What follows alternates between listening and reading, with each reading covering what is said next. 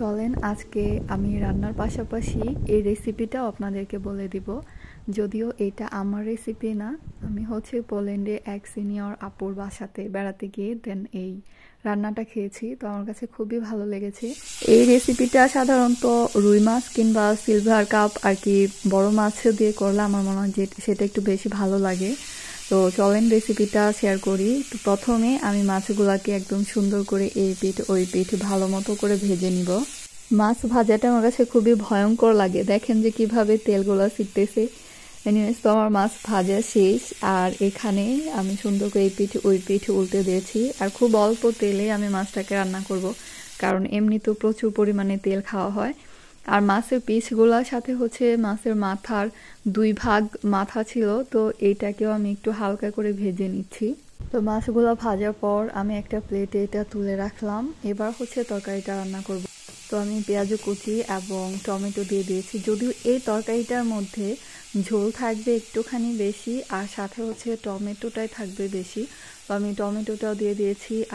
আর খুব হালকা মশলাতে এটা রান্না করতে হয়, যদিও রান্নার সময় আমার একটু মশলাটা বেশি হয়ে গেছে।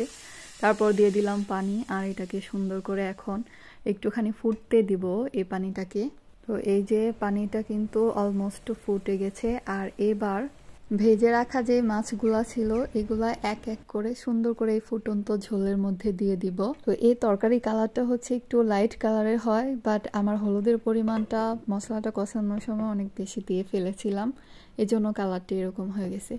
তো কিছুক্ষণ পর মাছগুলা সব দিয়ে দেওয়ার পর এই যে মাছগুলা কিন্তু অনেকটা একদম সিদ্ধ হয়ে গেছে। তারপর এবার যে জিনিসটা দিলাম এটা সরিষা আর কাঁচামরিচ একসাথে ব্লেন্ড করে দিয়েছি।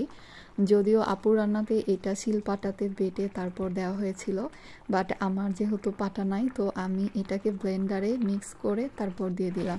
তো এখানে যে পরিমাণে সরিষাটা দেওয়া হয় এটা কিন্তু খুবই সামান্য, বাট আপনার পুরো তরকারিটা এত সুন্দর একটা স্মেল আসবে আর খুব বেশি মজা লাগবে। আর আমি ঝোল খেতে যেহেতু ভালোবাসি, এই জন্য আমি একটু বেশি ঝোল রেখেছি, যদিও নর্মালি এই তরকারিটাতে ঝোল থাকে।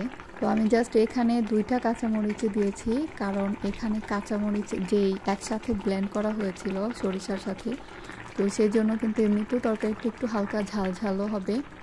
তো এই যে ফাইনাল লুক তরকারিটার।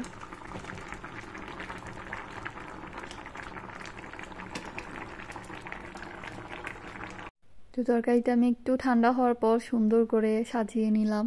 তো যে কোনো খাবারই হোক না কেন সেটার ফটোশ্যুট আমার বারান্দাতে করতে ভালো লাগে, কজ বেলকনিতে আমার এত সুন্দর একটা কিউট মরিচ গাছ আছে, তো এই জন্য ইচ্ছা করে যে এখানে গিয়ে একটুখানি ছবি কিংবা ভিডিও তুলি। তো এনিওয়েজ, তরকারিটার কালারটা কেমন হয়েছে অবশ্যই জানাবেন। আর আমার পাশে ধনিয়া পাতা শেষ, তো ধনিয়া পাতাটা দিলে এটা টেস্ট আরও বেশি ভালো লাগতো, আর দেখতেও আরও বেশি সুন্দর লাগতো। তো রান্নার টেস্ট মাশাআল্লাহ মোটামুটি ভালোই ছিল, কিন্তু হুবহু যেরকম খেয়েছিলাম ওইরকম টেস্ট হয় নাই। আমারটা আমার মতোই হয়েছে। আর একটা জিনিস দেখবেন, আপনি কোনো জায়গা থেকে যেটাই খান না কেন, যাই করেন না কেন, হুবহু সেরকম হবে না। প্রত্যেকের হাতের রান্নার কিন্তু এক এক রকমের এক একটা টেস্ট। তো আপনাদের সাথে ভিডিওটা শেয়ার করতে পেরে ভালো লাগলো।